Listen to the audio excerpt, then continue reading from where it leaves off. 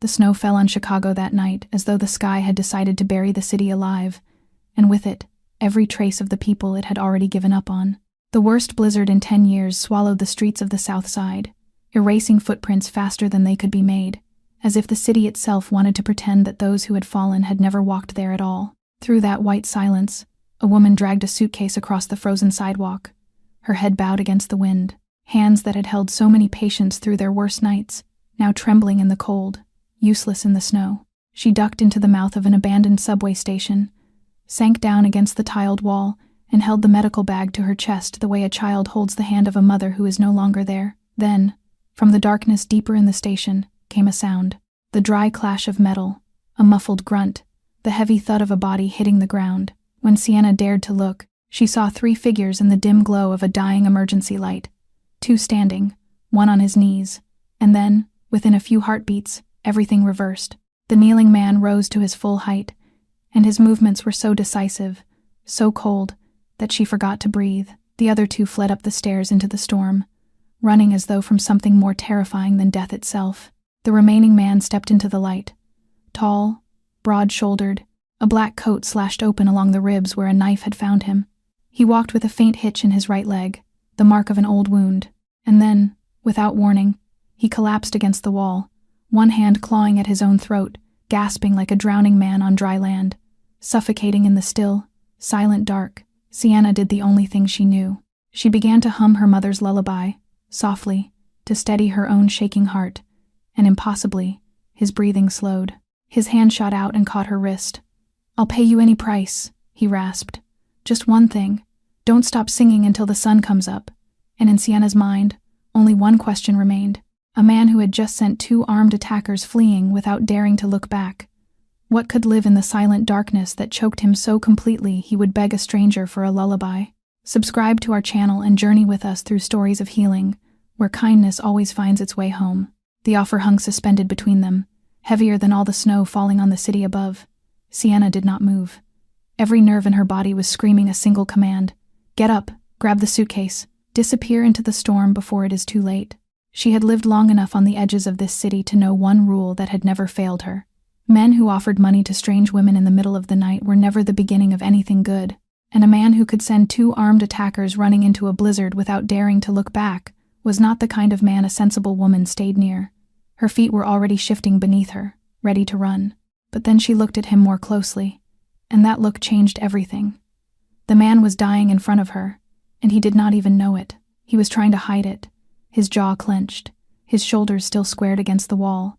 But Sienna had spent too many years beside hospital beds not to read the signs written all over him. The knife wound along his ribs had already soaked through 3 layers of fabric, a dark stain spreading wider with every breath. His lips were turning the bruised violet of hypothermia, and worse than either of those, his airway was still spasming, each inhale a thin, strangled whistle, the kind of sound that killed men before blood loss ever got the chance. Her survival instinct told her to run. Her professional instinct held her to the ground. For a few heartbeats, the 2 fought inside her like opposing currents in a frozen river, and then her mother's voice rose from somewhere deep. The words she had grown up on. The words stitched into her the way the lullaby was stitched into that brass music box. A nurse's hands are never allowed to turn away from someone gasping for air. It was both the gift and the curse of the profession her mother had handed down to her, and tonight, crouched in a dead subway station with a dangerous stranger, she felt that curse tighten around her chest. In the end, she let out a long breath, and the nurse won. It always won. "Your side," she said, and her voice came out steadier than she expected. "You're losing blood, and your airway is worse. If I leave you here, you won't see morning." She pulled the medical bag forward, knelt beside him on the freezing concrete, and her hands went to work with a familiarity that required no thought. She cut the fabric away from the wound, cleaned it with antiseptic that made him hiss through his teeth, and closed the gash with the emergency suture kit her mother had taught her never to travel without. And the whole time, between instructions, she kept humming, low and steady, because every time the melody faltered, his breathing began to claw at itself again. "I don't want your money," she said as she tied off the last stitch. "I'm doing this because I can't walk away from a man who's suffocating, not because of your offer. Do you understand?" He stared at her through the dim light, and in his exhausted eyes was the look of a man studying a riddle he could not solve, as if she were written in a language his world had never taught him. Then headlights swept the station stairs, and a black car glided to the curb above, silent as the night itself. The driver asked no questions. He simply gave the wounded man a slight nod and opened the door, as though carrying a bleeding stranger and a soaked nurse out of a dead subway station were the most ordinary duty in the world. Sienna sat, pressed into one corner of the back seat, painfully aware of her wet coat and ruined shoes against leather that smelled of money. No one spoke for the entire ride. The man rested his head against the window with his eyes closed, but she knew he was not sleeping, because his fingers never stopped drumming a restless rhythm against his knee, the rhythm of someone who had never once allowed himself to truly rest. The car stopped before a tower that rose so high she had to crane her neck to find the top of it, and an elevator carried them upward until her ears rang, opening at last onto a penthouse suspended above the frozen sweep of Lake Michigan, where the ice stretched out beneath them like a plain of shattered silver. She had cared for wealthy patients in grand houses before, but she had never stood in a place like this, a place where even the silence smelled of power. And yet what caught her attention was not the grandeur, it was the emptiness. The room was enormous, but there was no trace of a life being lived in it. Not a single framed photograph, not one unnecessary object, not one small piece of warm human disorder. It looked less like a home than a fortress. And there was something else, something stranger still. Every light in the place was burning, every lamp, every recessed bulb, every fixture down every hallway, all of them blazing at nearly 1 a.m, as though darkness itself had been banished from the premises by decree. A large man stepped out from the corridor, his hair cropped short, his shoulders like a wall, and his eyes swept over Sienna with the cold efficiency of someone trained to measure a threat in the space of a blink. "Mr. Moretti," the man said, his voice low and graveled, his gaze never leaving her. "I didn't know you had a guest." So now she knew his name, Moretti, and somehow the name fit him, old and heavy, like iron. "She's a nurse, Rocco," Moretti replied, easing out of his ruined coat. "She's staying tonight." The man called Rocco nodded and asked nothing more, but Sienna felt the vigilance in every movement he made, the way he placed himself between her and the rest of the room, loyal down to the marrow. She did not mind it. That wariness, at least, was honest. What unsettled her came from another direction. At the far end of the hallway, a second man leaned against a doorframe, younger, immaculate, a courteous smile fixed on his lips like a tie knotted too perfectly. When Moretti passed, the man bowed his head in polite greeting. But the instant Moretti's back was turned, his gaze slid after him, and something moved through it, some cold, calculating glint that vanished so quickly Sienna wondered if the blazing lights had played a trick on her. Then he stepped back into a shadowed corner, drew out his phone, turned his back to everyone, and began speaking very softly. Rocco led her to a guest room with a bed dressed in spotless white, but Sienna could not sleep.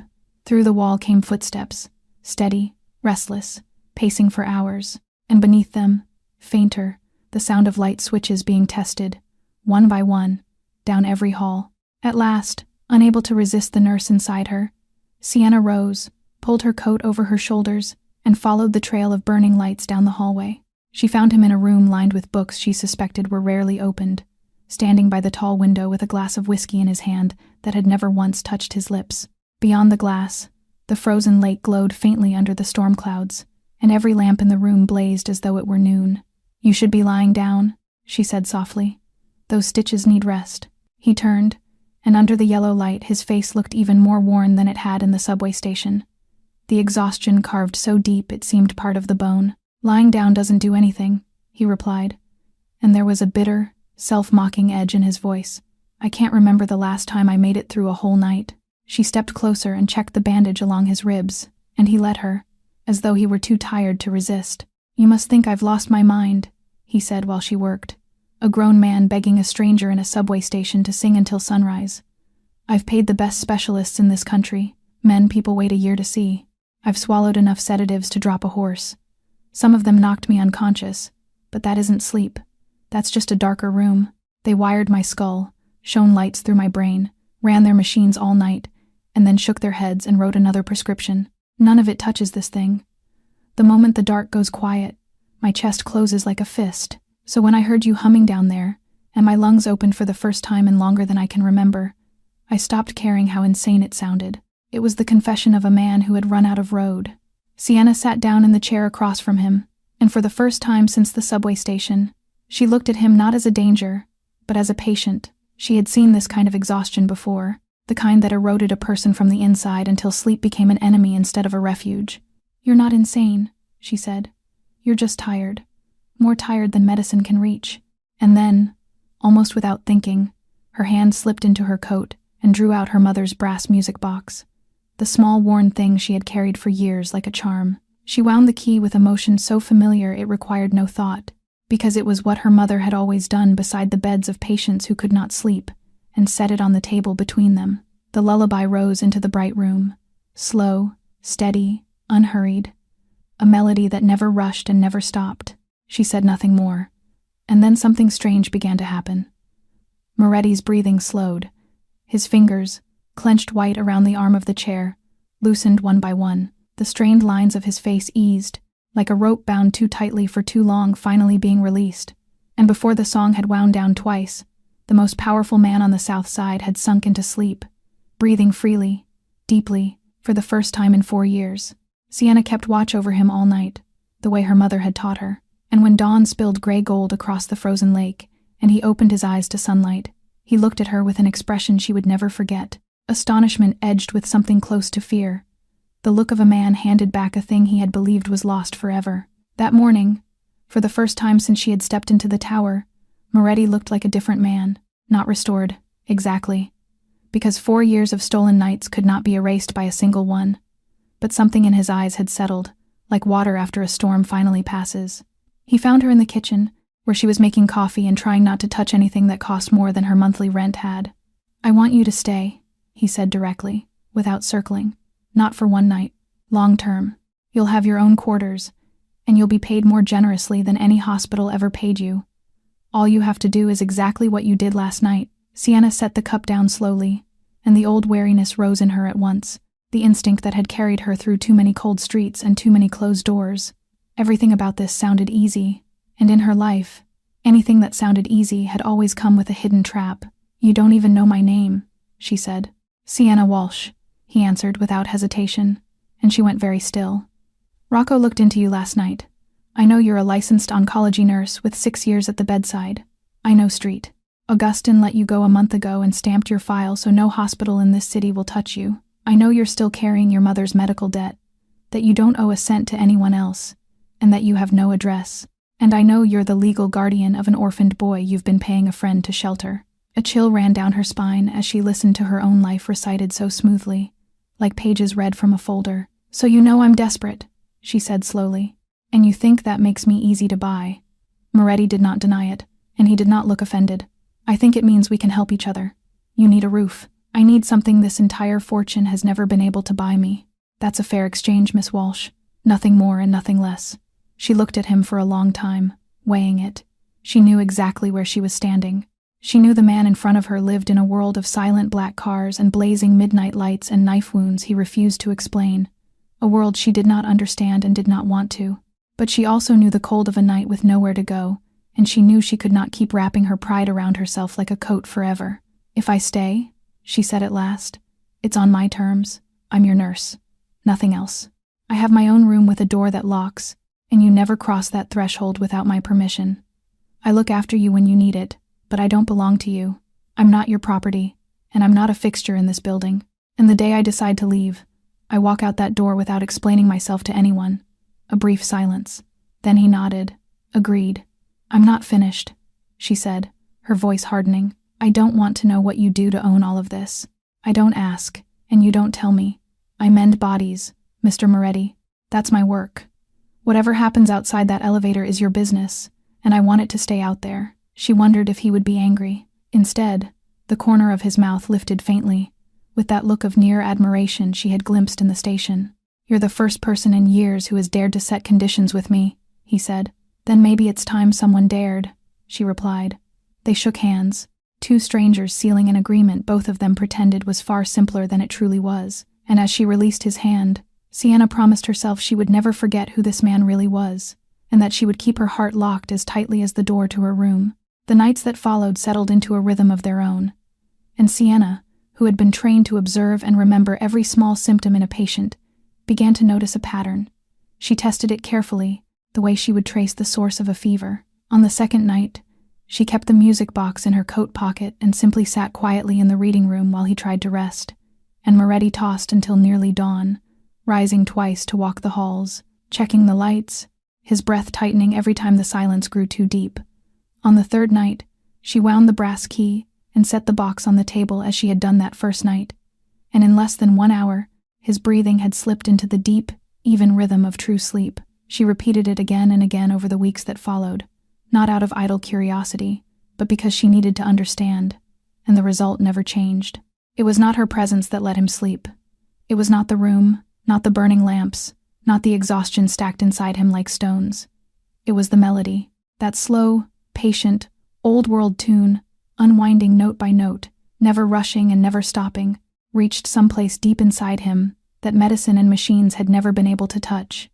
Sienna was a nurse, not a psychologist, but she had sat beside enough beds to know that some wounds did not live on the skin. There were kinds of pain carved so deeply into a person that the body refused to loosen, refused to believe that closing one's eyes in the quiet dark could ever be safe. And she began to suspect that this man carried a wound like that, something that had happened in silence and shadow, something that had taught him, once and forever, that stillness was the sound of loss arriving. She did not ask. That was their agreement. And more than that, she knew there were doors people had to open on their own, doors that could not be pried apart with curious questions. But the answer found its way to her on a night when she was not expecting it. He had been asleep for more than an hour, his face more peaceful than she had ever seen it, when suddenly his whole body jerked, his breathing turned harsh and frantic, his hands rose from the chair and clawed at the empty air in front of him, fingers spread and scraping, the way a person claws at a wooden door that will not open. And before he had fully woken, a single word broke out of him, hoarse and shattered. Mama, only that. But it carried a weight that made Sienna go cold to her fingertips. It was not the voice of the most feared man on the South Side. It was the voice of a child left behind in the dark. He sat bolt upright, chest heaving, eyes staring into the bright room without seeing it, and for one long moment, he was somewhere else entirely, somewhere very far away and very long ago. Sienna did not move toward him. She only reached out and quietly wound the music box again, letting the lullaby rise clear and steady into the room, and she watched the man come back to the present, breath by breath, the panic draining slowly from his eyes. He realized she was there. He realized what he had said, and for an instant his face closed itself off like a fortress sealing its gates, the defensive stillness of an animal caught at its weakest moment. "I'm sorry I woke you," he said stiffly, his voice already armored again. "You don't need to apologize," she answered softly. She did not ask who he had been calling for. She did not ask what had happened. She only sat there in the lamplight, letting the melody do its patient work, and after a long while, he lay back and closed his eyes. But Sienna stayed awake the rest of the night, her heart heavy with the sound of that one broken word, spoken with all the love and all the terror a human being could carry. She still did not know how Moretti made his living, and she had promised not to ask. But there were some things a person did not need to ask in order to see. One gray afternoon, when he said he had a few matters to handle in the old neighborhood, and she rode along to change the dressing on his healing ribs, she saw it for herself. The car stopped on a narrow street on the far south side, where the snow lay in tired drifts against brick buildings that had been beautiful 50 years ago. Moretti stepped into a small corner diner, and Sienna followed a pace behind, and what she found inside made her stomach tighten. Behind the counter stood a middle-aged woman, a widow named Ruth Delgado, her hands trembling around a dish towel, her face drained white. Looming over the counter was a heavy-set man in an expensive coat, one of the men who worked under Moretti, a debt collector by the name of Vince Caro. And at that moment, he was slamming his palm down on the countertop, demanding twice the sum the woman had borrowed, threatening to take the diner itself, the little place that was everything her family had.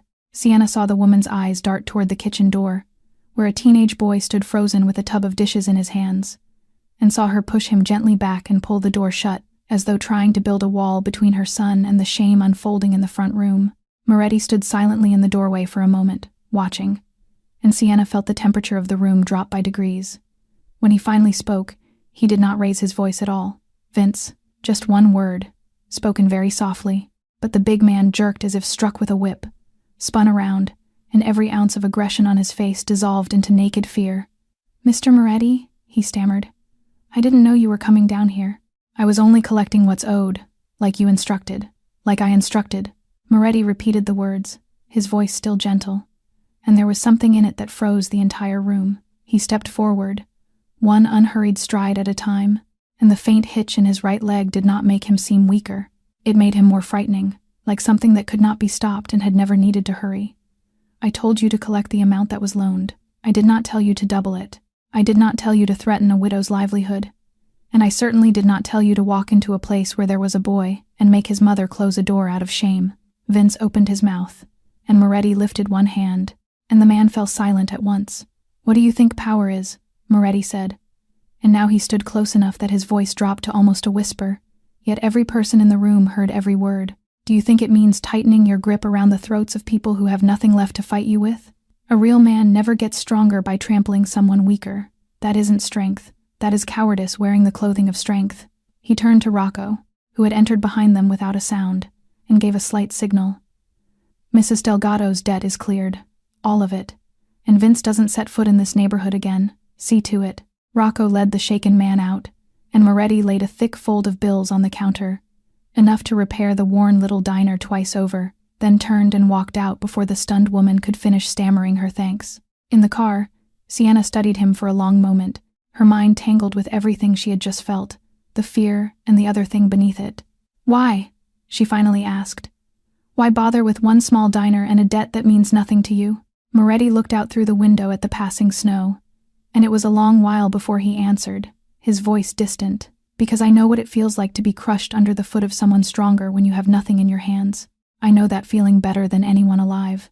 There was one thing about her life that Sienna had never told Moretti, and that was Eli, the 7-year-old boy she was raising, the son of the closest friend she had ever had, a friend taken from this world in a highway accident 2 years earlier along with her husband, leaving behind the most precious burden Sienna had ever been trusted with. Since the crash, Eli had almost stopped speaking. Words had simply gone quiet inside him, the way a house goes dark room by room, and no doctor, no counselor, no patient coaxing had been able to switch them back on. All this time, she had been leaving him with a trusted friend across the city, sending every dollar she could spare for his care. But when Moretti learned of him through Rocco, he said only one simple thing, that this building was wide enough for both of them, and that a child should be with his family. And so, on a bright Saturday morning, when the storm had finally broken, Eli set foot in the penthouse for the first time. He was not overwhelmed by its size or its luxury, the way Sienna had feared. He was not overwhelmed by anything anymore, and that was the wound of it. He simply walked to the great glass wall, sat down cross-legged on the floor with the small stack of paper Sienna kept in her bag for him, and began to fold, silently, patiently, his small hands moving through creases he knew by heart. One boat, then another, a quiet fleet gathering on the carpet, facing the frozen lake below. Moretti stood in the doorway, strangely helpless, the man who could empty a room with one softly spoken word, not knowing what to do before a silent child. He did not try charm, and he did not try questions. He simply lowered himself, with some difficulty because of his ribs and his leg, and sat down on the floor a small distance away, saying nothing, the two of them watching the ice together. Long minutes passed. Then Eli looked at him for a while, the unhurried, X-ray look of a child measuring something adults cannot see, and he reached out and placed one paper boat into Moretti's scarred hand. And then came the voice, the first voice in many months, small as a breath, so quiet the room seemed to lean in to hear it. My dad said paper boats are so you float, so you don't sink. A pause, the kind of pause that holds a whole ocean. You look like someone who's sinking. The innocent sentence hung in the air, and Sienna, frozen in the kitchen doorway with her heart in her throat, saw something break and heal in Moretti's eyes at the very same time. The man held that clumsy little boat in hands that had frightened half a city, staring at it for a long moment as though it were made of something far heavier than paper. When he finally spoke, his voice came out entirely different, low and careful, as if handling glass. Then you'd better teach me how to make one, so I don't sink.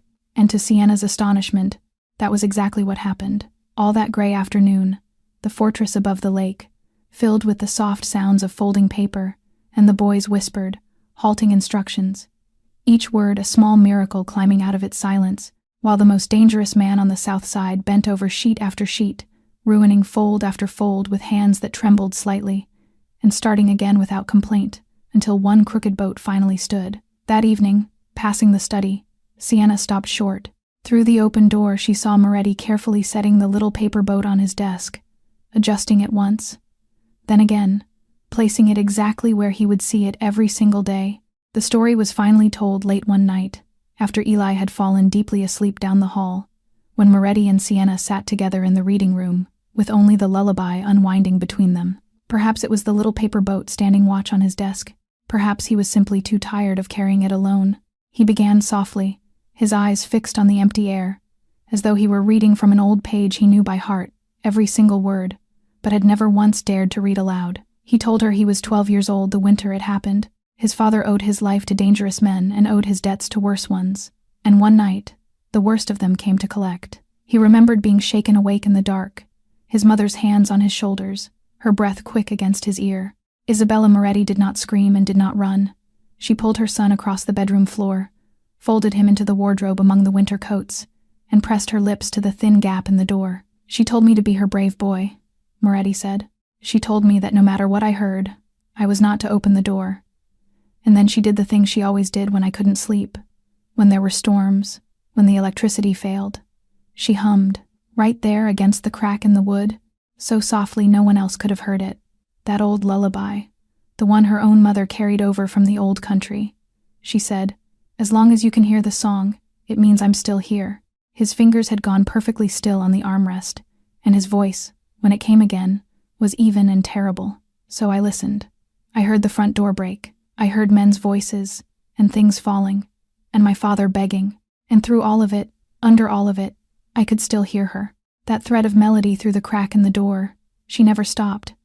Not when they shouted, not when the shots came from the front of the house. She kept singing so that I wouldn't be afraid, so that I wouldn't cry out and give myself away.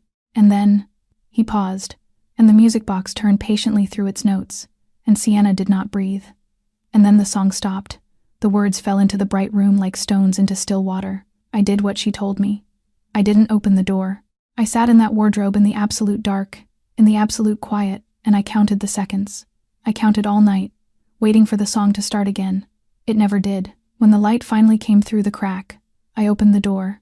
He did not describe what he found, and Sienna did not need him to, because the ruin in his voice had already said everything. "I was in that silent darkness all night," he said.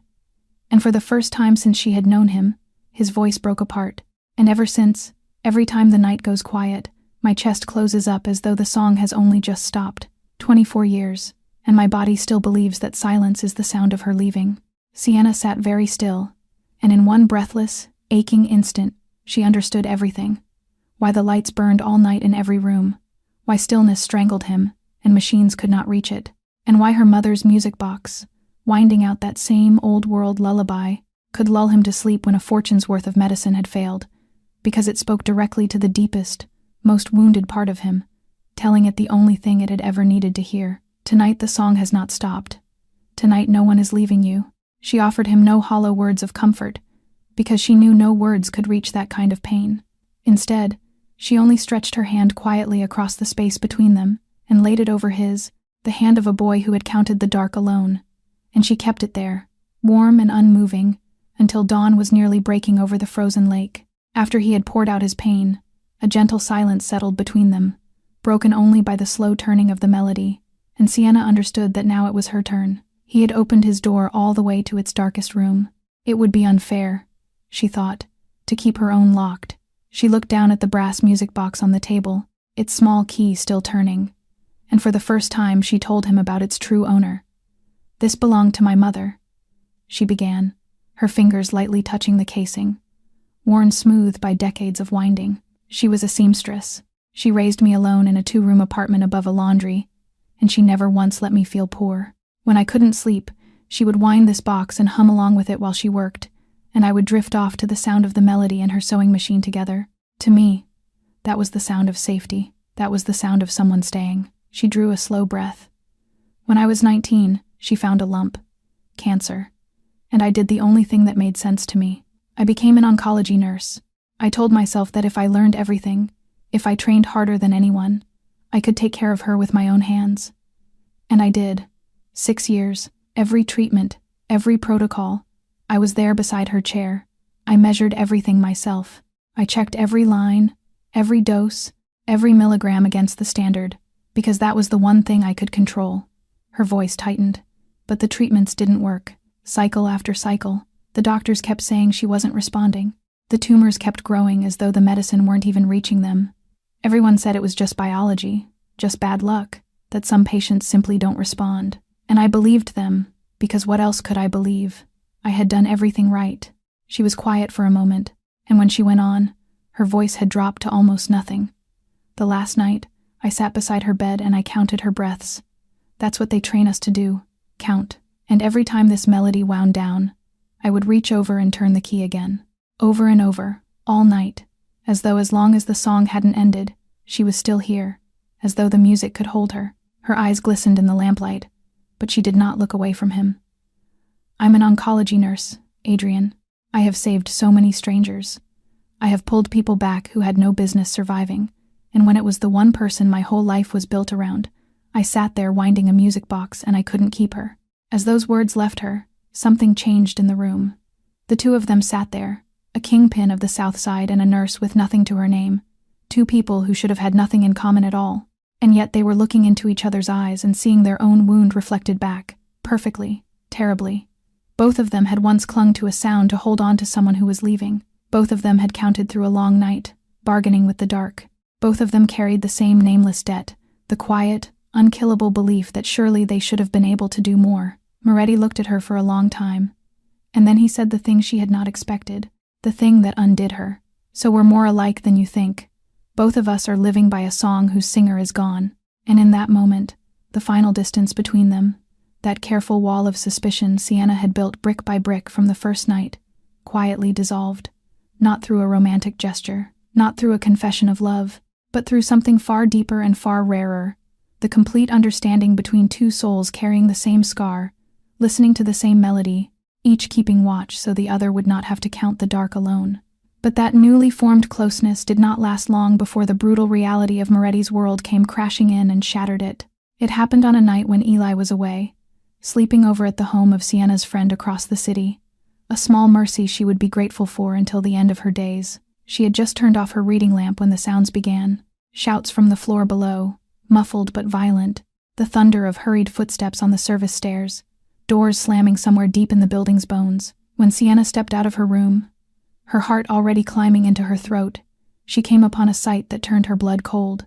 Rocco and 3 other men she had never seen before were escorting a stranger down the corridor, a man whose face had gone the gray-white of old snow, whose feet stumbled as though the floor kept moving beneath them, and whose eyes darted everywhere and found no help anywhere. The air in the hallway was thick with a kind of threat she had never felt so nakedly before, not even in the subway station that first night, and in the middle of it all stood Adrian Moretti. But it was not the man who had lowered himself to the floor to learn paper boats from a silent child. It was not the man whose hand she had covered with her own until dawn, the man who had wept without tears over a song that had stopped 24 years ago. This man's face was carved from something that gave back no light. His voice, when he spoke to Rocco, was quiet and precise, and utterly without temperature, issuing instructions she could not hear and did not want to hear. This was someone else entirely, a kingpin conducting the business of the underworld in the small hours of the night, in the same halls where a little boy's paper boats sat drying on the windowsills. He did not see her. She made sure of it, stepping back into her room and closing the door with hands that would not stop trembling. And all that night, Sienna lay awake, staring at the ceiling, listening to the building settle back into its terrible silence. But this time her sleeplessness was not for him. It was not worry over his stitches or his breathing or his haunted nights. It was for herself, for how easily she had let the walls come down. She had let herself forget. Somewhere between the music box in the diner and the paper boat on his desk, she had allowed herself to forget who this man truly was, what world paid for these bright rooms, and what kinds of debts were collected in its shadows. And above all, it was for Eli, for the small boy who had finally begun to speak again under this roof, whose laughter had returned in fragile pieces, and who could have been home tonight, could have opened his door at the wrong moment and seen what she had seen, or worse. She thought of her friend, of the promise she had whispered at a graveside 2 years ago, that she would keep that child safe with everything she had, and she knew, with a certainty that felt like grief, what she had to do. The next morning, she stood in the doorway of his study with her suitcase already packed, and her face pale but set like stone. Moretti looked up from his desk, and she saw him take in the suitcase, and she saw that he understood before she said a single word. She said it anyway, because he deserved to hear it, and she deserved to have to say it. I have to take Eli away. I'm sorry. I know what I agreed to, and I know what you've done for both of us. But last night I saw your world with my own eyes, and I cannot let a child grow up next to the things that can happen here. I swore to his mother that I would keep him safe, and that promise has to matter more than anything else. Even she left the sentence unfinished, not daring to speak the rest of it aloud. Moretti was silent for a long while, and Sienna braced herself for what she knew was coming. She had prepared for anger. She had prepared for threats, for cold negotiation, for the machinery of power she had seen him wield with nothing more than a softly spoken name. A man like him, a man who could make an entire neighborhood hold its breath, could keep her in this building without ever raising his voice. She had seen with her own eyes what one quiet word from him could do. She gripped the handle of her suitcase and waited for it, but it never came. Instead, Adrian Moretti nodded, slowly, and when he lifted his eyes to hers, there was no anger in them at all. There was only a deep, still sadness, and beneath it an understanding so complete that it hurt her more than any fury could have. You're right, he said softly. A child deserves to grow up in the light, not in the dark, and you're a good guardian for putting him above everything else. Above comfort, above safety, even above. He stopped, the same unfinished sentence she had left hanging in the doorway, and neither of them dared to complete it. He turned to the window for a moment, to the pale morning spread across the frozen lake, and then he did the thing she had least expected. He called for Rocco and instructed him, in a voice that allowed no discussion, to prepare a car to take Miss Walsh and the boy wherever she wished to go, and to see that she carried enough money to begin again somewhere safe, with no conditions attached and no accounting expected. I will never stop you from doing what you believe is right, he said, turning back to her. You came into my life as a free woman, and you'll leave it as a free woman. I only regret. He stopped again. He did not finish, but she understood. He regretted that his world was not a place where she could stay. Sienna took her suitcase and walked to the elevator, and that should have been the end of it. The doors slid open. Her hand came up to hold them, and in that suspended moment, standing on the threshold between two lives, the realization arrived, quiet and overwhelming, like light through a crack in a door. The man behind her had every means in the world to keep her here. Money that could buy her silence, power that could erase her objections, a single soft word that could close every road out of this city, and he had used none of it. He had simply opened his hand and let her go, had placed her freedom and Eli's safety above the one thing he feared more than anything on this earth, the silence of an empty home, the song stopping again. A truly dangerous man would never have let her leave.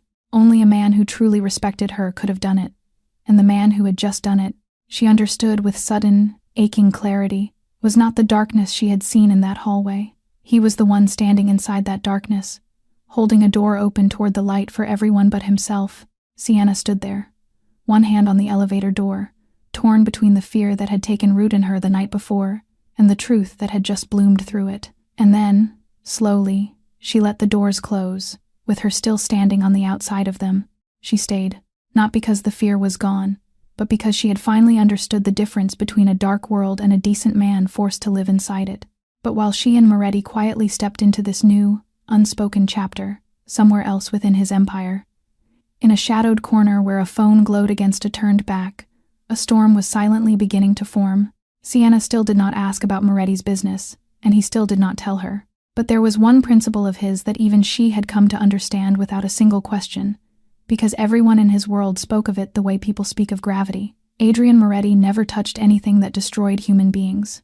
Whatever moved through the South Side under his name, there were lines carved in stone, and the deepest of them, the one he despised down to the marrow of his bones, was tampering with medicine, the poisoning of the sick for profit. So when the wife of his most loyal capo, a gentlewoman who had cooked Sunday dinners for half the organization, wasted away and died after months of chemotherapy that had inexplicably failed to touch her illness, and when her grieving husband knelt in Moretti's study whispering that something had been wrong, that the doctors themselves had seemed confused by how completely the treatment had not worked, Moretti did not offer condolences and move on. He ordered his people to dig. The investigation lasted for weeks. Rocco's men followed every thread, every shipment record, every laundered invoice, every quiet transfer between shell companies with pharmaceutical names, and slowly, relentlessly, all of it flowed toward a single point, like blood returning to a A fake medicine operation was running through the supply lines of the city's most respected hospitals, siphoning concentrated chemotherapy compounds, diluting what remained to a fraction of its strength, and selling the stolen difference through the gray markets of 3 states. The sick received water dressed as hope, the dying received invoices. And the man at the center of it all, the man whose signature sat quietly behind every altered shipment, was a pillar of the medical establishment, a face from charity galas and hospital brochures, the executive director of Street Augustine itself. His name was Warren Sloan. The night Rocco laid the file on the desk and spoke that name aloud, Moretti only read in silence, committing every detail of this new enemy to memory, with no way of knowing that the name already carried another meaning inside his own home. It was not until Sienna happened to enter the study with a cup of tea, as she often did in the late evenings now, and her gaze accidentally fell across the photograph clipped inside the open file, that everything broke open. She stopped in the middle of the room. The teacup began to tremble faintly against its saucer, and all the blood seemed to drain from her face. "Why?" she asked, her voice so small it was almost lost beneath the ticking quiet. "Why do you have a photograph of this man?" Moretti looked up and knew at once that something was terribly wrong. "You know him?" She set the cup down before she dropped it, and she stared at the face in the photograph, the tailored suit, the silver temples, the smile made for donor dinners, the face that had presided over the dismantling of her life. "That is the man who destroyed me," she said quietly. "That is the executive I reported, the man I stood in front of with the drug concentration numbers in my hands. He is the one who called my findings hysterical, who stamped my license file, who had security walk me out of the building I had given 6 years of my life to." And then, as Moretti watched, he saw the second realization strike her, and the third, each one landing like a blow. The patients who had not responded, the treatments that had failed for no reason. Her breath left her. 6 years, she whispered. "You said this operation has been running for more than 6 years, through Street Augustine's own supply lines." Her hand rose slowly to her mouth. "My mother was treated at Street Augustine. Every cycle, every dose. I measured everything. I checked everything, and none of it worked. And they told me she simply wasn't responding." Her voice broke, and when it returned, it was made of something between grief and fire. "My mother didn't lose to her disease. She lost to that man's greed." Moretti rose from his chair. He took the photograph from the file and looked at it for a long moment with an expression Sienna could not read, and in his mind, the pieces locked together into something terrible. The man he was hunting for poisoning the sick, and the man who had crushed the woman standing before him, and the man whose watered-down medicine had let her mother slip away beneath her counting hands, were one and the same. He set the photograph down, and when he lifted his eyes, there was a silent promise in them more frightening than any oath spoken aloud. "He will pay," Adrian Moretti said, "for all of it." It turned out that Warren Sloan had also sensed that someone was following his trail, and he was not a man who sat still and waited for the knock at his door. Something was probing the edges of his operation, shipments questioned, middlemen vanishing into silence, and though he could not yet see the face of the hunter, the danger had a shape he recognized. But what he feared most was not the unseen hand moving against his supply lines. It was a name he had believed buried over a year ago, Sienna Walsh, because before she had been walked out of Street Augustine with her career in pieces, she had done the one thing he had never been able to confirm and never been able to forget. She had quietly copied the concentration reports, the mismatched batch numbers, the records that did not align, and carried them out of that building the way a drowning person clings to the last piece of broken wood. She was the only living thread that led from his polished office to the truth. One gray afternoon, when Sienna went out alone to buy new folding paper and winter gloves for Eli, a long silver car glided to the curb beside her, silent and unhurried, and the rear window lowered to reveal the face that had haunted her for a year.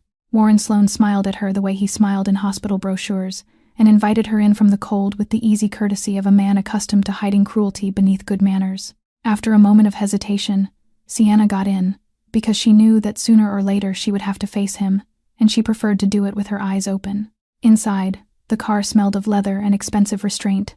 Sloan did not circle the matter. "Miss Walsh," he said, his voice smooth as velvet drawn over stone, "I think it's time we spoke like adults. I know you kept certain documents, and I know how difficult this year has been for you." He lifted a slim folder from the seat beside him and placed it gently on her lap. "This is an offer. You sign a statement confirming that your previous allegations were an unfortunate misunderstanding, a lapse of judgment made under emotional strain. In return, the entire balance of your mother's medical debt disappears. Your license is restored, your file cleared, there's a senior position waiting, head of your own unit. And the boy you're raising will have his future guaranteed. Schooling, everything.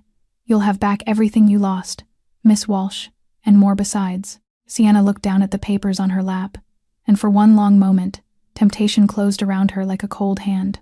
She thought of the debt that had followed her like a shadow. She thought of the nights she had slept in bus stations. She thought of Eli, of everything she could give him with a single motion of ink, one signature, and all the suffering would end. Her fingers touched the pen he offered, and then she thought of her mother, breathing slower and slower beneath a melody that could not save her, poisoned by the very greed now sitting across from her in a tailored coat. She thought of the capo's gentle wife. She thought of the patients lying in infusion chairs at this very hour, watching diluted hope drip into their veins, trusting the bags hanging above them because they had no other choice. Slowly, Sienna set the pen down and pushed the folder back across the seat. "No," she said, and her voice was so steady it surprised even her. "I won't sign." The smile on Sloane's lips stiffened at its corners. "You should think very carefully, Miss Walsh. This is your last chance. You have nothing. No home, no career, no standing. What exactly do you imagine you can use against me?" "I have the truth," Sienna replied, looking straight into his eyes without blinking. "And I have my conscience.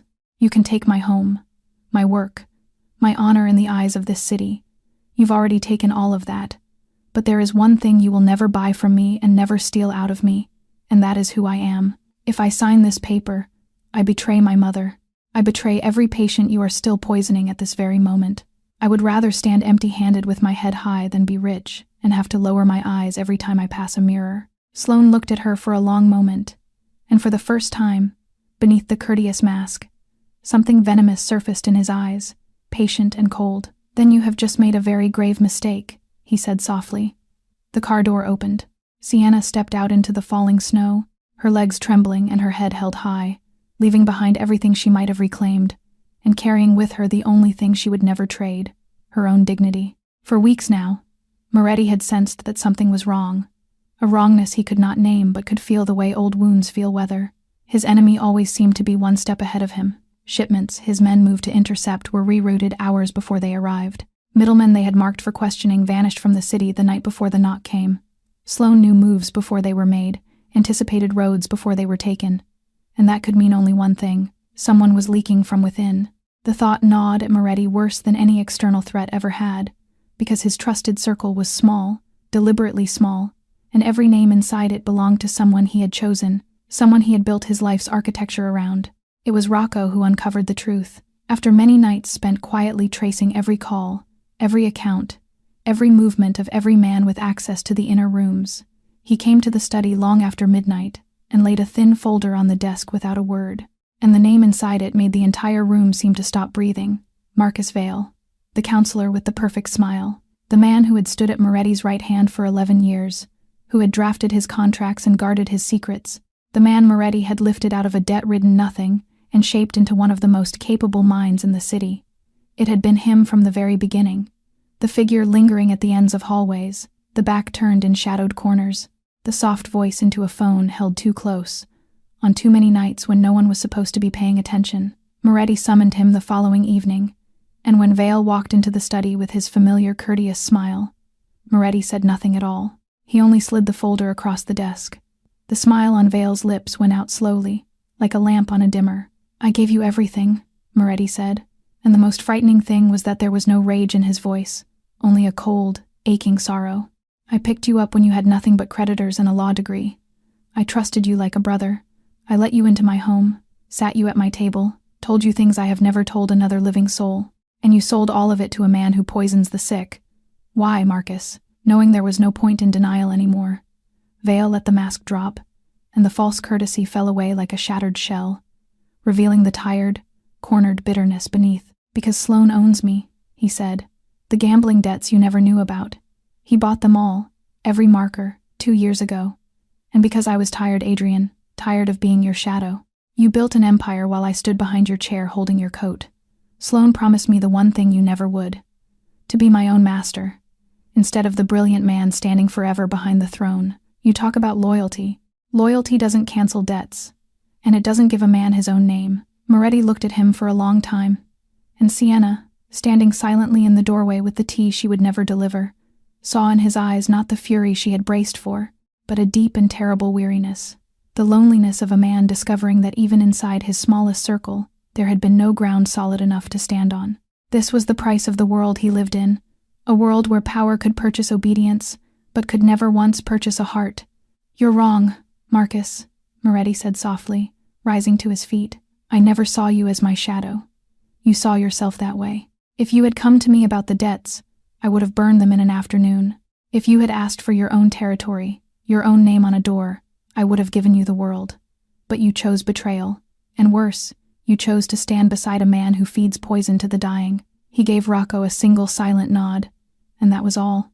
No raised voice, no hand lifted. Vale was escorted from the room to face the consequences of his choice, cast out forever from the world he had betrayed, and the door closed behind him with a sound softer than a breath.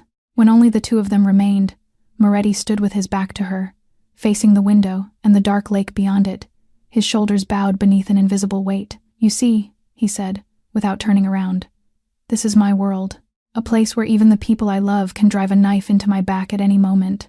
You were right to want to take the boy far away from it." But Sienna did not leave. Instead, she crossed the room, stood beside him, and quietly set her mother's music box on the desk, winding the small brass key until the old lullaby rose steady into the silence between them. "You're not alone," she said softly. "Not anymore." But before being removed from the board, Marcus Vale had managed to hand Warren Sloane one final gift, and it was worth more than every dollar of his purchased debts. Moretti's schedule, his habits, the routes his cars favored, the hours he moved, the nights he traveled with only Rocco and a driver, and Sloane, who now knew exactly who was hunting him, and who understood that a man like Adrian Moretti would never stop until one of them was finished, made the decision of a cornered animal with everything left to lose. He would not wait for the knock. He would strike first.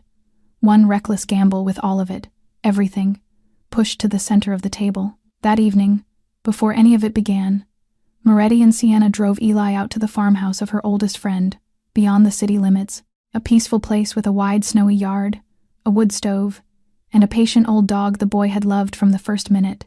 Eli waved goodbye to them through the warmly lit window, one paper boat clutched in his free hand, his face bright with the promise of a whole weekend of sledding, entirely carefree, entirely safe, knowing nothing at all of the storm gathering behind the horizon.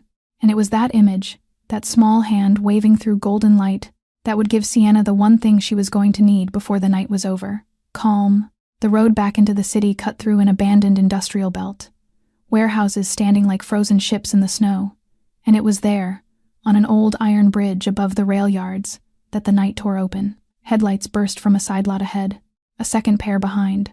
Two cars slewed across the lanes, sealing the bridge at both ends, and the stillness shattered into engine roar and shouting and the flat, hard cracks of gunfire. Everything happened very fast. Rocco was already spinning the wheel, shouting for them to get down. Moretti moved faster. He seized Sienna and pushed her to the floor of the car, covering her with his own body. One arm locked around her shoulders, and above her head his voice came out with an astonishing, terrible calm. "Left side, Rocco. The gap by the rail. Now. Don't stop. Whatever happens, don't stop." Glass burst somewhere. The car lunged. Metal shrieked against metal. Sienna crouched against the floor, her heart slamming like a war drum, listening to the violent world she had spent her whole life avoiding explode all around her, and through all of it she felt the weight of the man shielding her, steady as a wall, making himself the only thing between her and the dark. Then Rocco found the seam. The engine roared. The car scraped through between bumper and railing with a scream of tearing steel, and they broke loose into the open night, the ambush collapsing into taillights and snow behind them. They had escaped, or so Sienna believed, until she lifted her head. In the dim, flickering wash of the passing streetlights, she saw him. Moretti was leaning back against the seat, too still, one hand pressed hard against his side, and between his fingers a dark stain was spreading, wider with every heartbeat. He had been shot while shielding her, and he had not said a single word, had clenched his teeth and endured it in silence until she was out of danger first. "Adrian!" The fear closed around her chest like a fist. He tried to give her a pale ghost of a smile, but the color was already draining from his face. "I'm fine," he said, and the weakness in his voice betrayed the words even as he spoke them. "As long as you're all right." From the front seat, Rocco's voice came tense and strained. The hospitals were impossible. Sloane's people had eyes on every emergency room in the county by now, waiting for exactly this. Bringing him through those doors would be no different from delivering him to his death. And in that terrifying moment, as the life of the man she had slowly, unwillingly, completely come to love, slipped away in front of her eyes, Sienna understood with sudden, freezing clarity that the only person who could save him now, in a night with no doctors, no hospital, and nothing but her mother's worn medical bag on the seat beside her, was her. Something inside Sienna rose at once, a cold, clear, calm she had not known she still possessed. The instinct forged through 10 years beside sick beds and life-or-death nights. The fear did not disappear. It simply stepped back, making room for the nurse. Somewhere hidden. "Rocco," she ordered, her voice not her own and entirely her own. "Out of sight, now." The car swung off the main road and plunged down a lakeside lane, and minutes later they carried him through the broken doors of an abandoned chapel near the shore, a small stone ruin with snow drifting through its shattered windows, and the wind keening through the empty frames like a voice that had forgotten its words. Sienna spread her coat across the cold stone floor. They laid him down on it, and she tore his shirt open along the wound, and the hands that had trembled in a snowstorm on the night they met now moved with a precision that astonished even her. 10 years of training pouring itself into a single hour. She packed the wound. She pressed down with all her weight to slow the bleeding. She took from her mother's bag the few instruments her mother had taught her never to travel without, and she began the battle to wrest his life back from the dark. Right there on the floor of a ruined church, with no machines, no surgical lights, no one to assist her, only herself, and everything her mother had left her. "Stay awake. Do you hear me, Adrian? Look at me. Don't close your eyes." But his face was turning gray beneath the thin light, his breathing growing shallower, faster. And then she heard it begin. The sound she knew from that first night in the subway. The thin, strangled whistle of his airway closing. The blood loss was dragging him down into shock, and the old terror was rising to meet it. The silence of the dark chapel wrapping around him like the inside of a wardrobe, and his chest was locking shut exactly as it had for 24 years, suffocating him in the still, quiet, dark, and Sienna understood what she had to do. She pressed 2 fingers to his throat, finding the pulse, weak and slow and stumbling, and she bent close over him, and she began to hum, the old lullaby, the melody from the brass box, the song his mother had breathed through the crack of a wardrobe door so her son would not be afraid, the song her own mother had wound into the night air while her breathing slowed. And in that moment, the terrible, beautiful truth of it broke over her completely. Now she understood, down to the marrow of her bones, the feeling he had carried for 24 years, the feeling that had been hers beside her mother's bed. She was the one with her fingers on a fading pulse. She was the one counting each beat, as though counting alone could hold him here. She was the one who did not dare blink, did not dare let the song falter, believing with everything in her that as long as the music had not stopped, he had not left. Tears rolled down her cheeks. Her hands did not tremble. "Do you hear me, Adrian Moretti?" she whispered between the phrases of the melody, pressing hard against the wound, never breaking the thread of the song. "The song hasn't stopped, so you are not allowed to leave. Eli needs you. I need you. We still have a whole life ahead of us to heal each other, so stay, fight, show me this song doesn't lie." And as if the melody and her voice together had anchored him to the world, as if the deepest, most wounded part of him had finally heard the only promise it had ever waited for, the pulse beneath her fingertips slowly steadied. It stopped stumbling. It grew stronger, beat by beat. The bleeding slowed beneath her skilled and unshaking hands, and his breathing, though shallow, opened and found its rhythm again. The woman this city had thrown away had just won back the life of the most powerful man she had ever known. On the stone floor of a ruined chapel, in the darkest and most desperate place of all, with nothing but her mother's old bag, 10 years of devotion, and a lullaby that refused to end. When the immediate danger had passed and his pulse could hold its own rhythm without her fingers pressed to it, Rocco found them a place to disappear, a discreet house buried at the end of a snowed-in lane outside the city, where no one asked questions and no light reached the road. They carried him inside, and the hours that followed passed in a waiting so tense it felt almost suffocating. Sienna did not leave his side by even half a step. She changed the dressings by lamplight, watched every rise and fall of his chest, checked his temperature with the back of her hand against his forehead, the way her mother had once done to her. And on the pillow beside his head, she set the brass music box, winding it each time it wound down, so that the old lullaby would stay with him even in the depths of his fevered sleep, so that wherever the darkness had carried him, some part of him would know the song had not stopped. She had kept watch through many nights beside many beds in her life. But no night had ever been as long as this one. No night had ever made every single breath of another human being mean so much. She held his hand, the hand that had once made hardened men tremble across a room, now lying motionless and weak inside both of hers, and she talked to him softly, though she did not know whether he could hear her at all. She told him about the ordinary things, the small, unremarkable things she had never dared to dream of until he had stepped out of the dark of that subway station and into her life, teaching Eli to ride a bicycle in the spring, running behind him down some quiet path with her hand on the seat, morning coffee, 2 cups, no hurry. Long afternoons by the lake when the ice finally let go of the shore, a home where the lights could be turned off at night, because no one inside it was afraid of the quiet anymore, and when the first ray of dawn slipped through the gap in the curtains and laid a thin band of gold across the blanket, she felt his fingers move faintly inside her hands. She looked up sharply, her heart catching in her throat. His eyelids opened, slowly, heavily.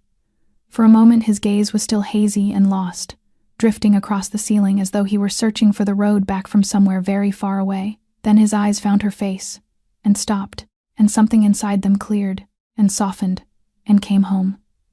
Sienna waited, tears already gathering at the edges of her vision. She waited for him to ask about the wound, about Sloane, about Rocco and the men, and whether they were safe, but he asked none of those things. His dry, cracked lips moved faintly, and what came out was only a few words, barely more than breath, and yet they held an entire world inside them. The song hasn't stopped. It was not a question.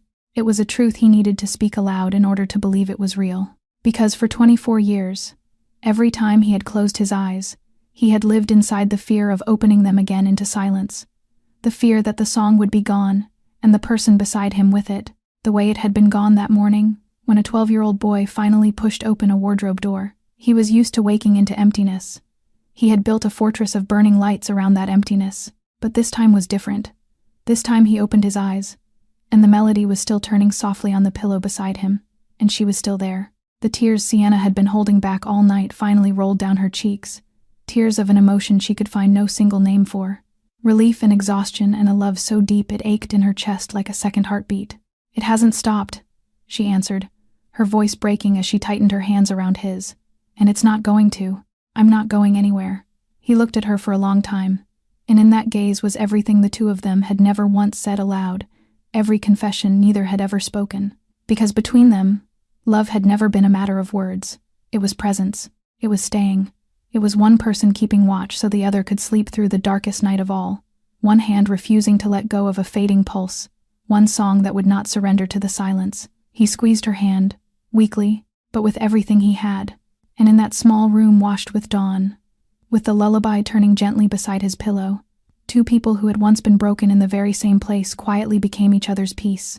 When Adrian was strong enough to sit up against the pillows, the two of them began the work that Sienna could never have done alone, and that he, for all his power, could never have finished without her.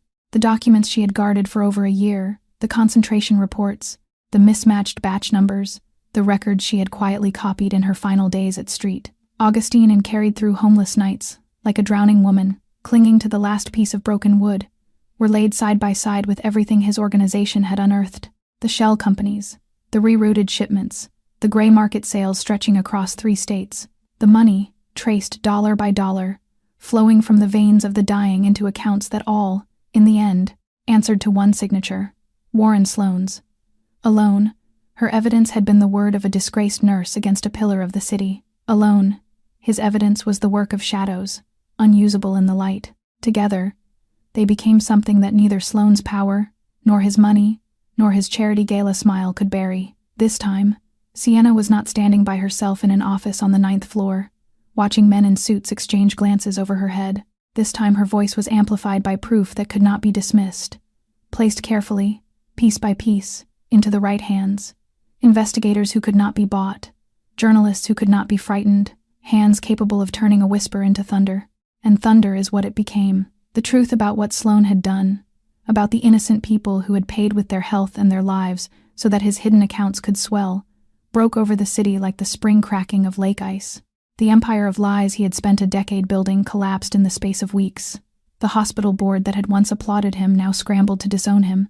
The face from the brochures became the face on the evening news, and the man so long accustomed to standing above others, deciding from carpeted offices who would receive real medicine and who would receive water, was stripped of everything he had ever used to trample the people beneath him, and made to stand, for the first time in his gilded life, level with his consequences. For Sienna, justice did not arrive wearing the face of revenge.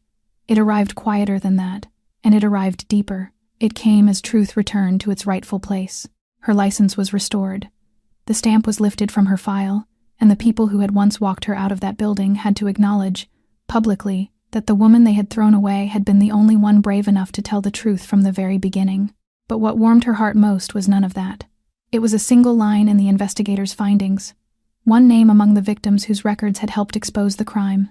Her mother's. Her mother's death was no longer a meaningless loss, no longer a failure Sienna carried alone in the dark. It had become part of the proof, part of the reckoning, part of what would now save countless strangers from meeting the same fate in the same infusion chairs. And in that, at last, Sienna felt she had kept faith with the person she had once watched leave this world while her trained hands lay helpless. For Adrian, Sloane's fall carried another meaning, one far older and far deeper. One night, when he could stand again, she found him by the tall window of the safe house, watching the far glow of the city lights, and he spoke in a voice touched with a stillness she had never heard from him before. 24 years, he said. 24 years I punished myself for surviving that wardrobe, for sitting in the dark, doing nothing while the song stopped. I believed that if I ever allowed myself peace, if I ever slept soundly like a man with a clear heart, it would mean I had forgotten her, that I had betrayed her. So I kept every light burning and I kept every night sleepless, as if that were the debt I owed. He turned to her, and his eyes were clear. But I was wrong. She didn't sing so that I would stop living the moment the song ended. She sang so that I would live. That was the whole of it. That was everything she wanted, standing at that door. And it took a stranger in a snowstorm, humming her melody, for me to finally hear it. Sienna crossed the room and rested her head against his shoulder, and the city lights trembled far away like a field of fallen stars. She would be proud of you, she said softly. Proud of the man you've become. Proud of the man you chose to become. And that night, for the first time in 24 years, Adrian Moretti closed his eyes in a dark and quiet room without fear, not because someone was keeping watch over him, but because he had finally forgiven himself. Many months had passed since that fateful winter, and on a clear spring morning, golden sunlight poured through the tall glass windows overlooking Lake Michigan, where the last of the ice had finally let go of the shore, and the water lay blue and open all the way to the horizon. The home above the lake was no longer the cold, empty fortress Sienna had stepped into on that snow-blind night so long ago. Now it was filled with the small, warm disorder of a life truly being lived. Drawings taped to the refrigerator, a bicycle helmet by the door, waiting for the weekend, a fleet of paper boats sailing along every windowsill. In the kitchen, Eli sat on a high stool, swinging his legs and eating pancakes, while telling a long, winding, endless story about the dream he had dreamed the night before, something about a dog who could sled in a boat as big as the moon, and his bright, clear laughter rang through the rooms like the most beautiful music, melting every last cold corner of the house the way spring sunlight melts the frost. Sienna stood by the stove, making 2 cups of coffee, smiling as she listened, her heart filled with a peace she had once believed she would never be allowed to touch. And in the study, on the corner of the great desk, a small paper boat, its folds gone soft and its color long faded, still stood exactly where it had been placed, keeping its silent watch.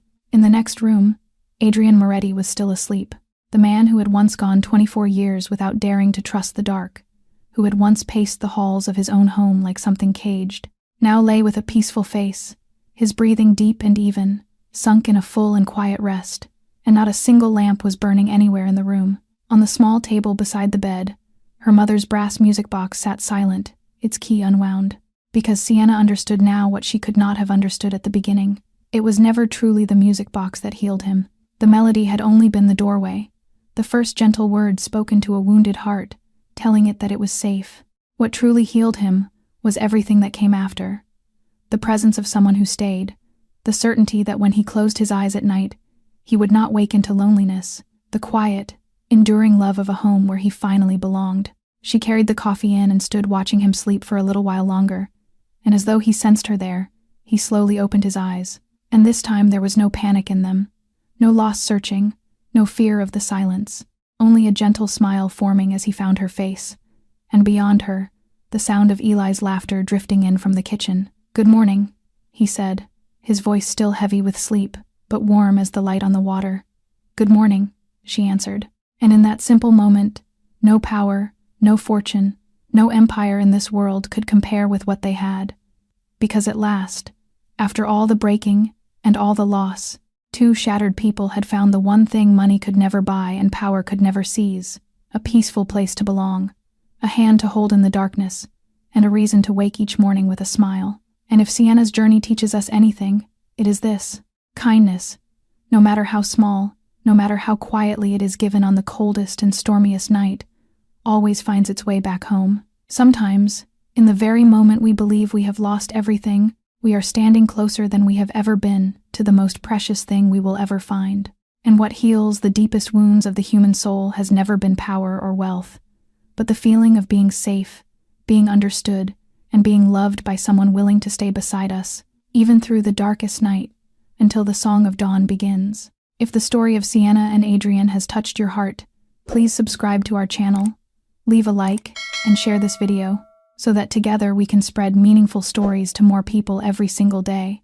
We would truly love to hear the feelings from deep inside your heart. Has there ever been a moment in your life when a small act of kindness came back to you when you least expected it? What moved you most in this story, and what lesson will you carry with you from it? Please do not hesitate to leave a comment below and share your thoughts, because every word you write is a light that helps this community grow warmer. Thank you, from the bottom of our hearts, for taking the time to listen all the way to this very final moment. We wish you and your loved ones abundant health, peaceful hearts, joyful days, and many simple, gentle happinesses in your everyday life.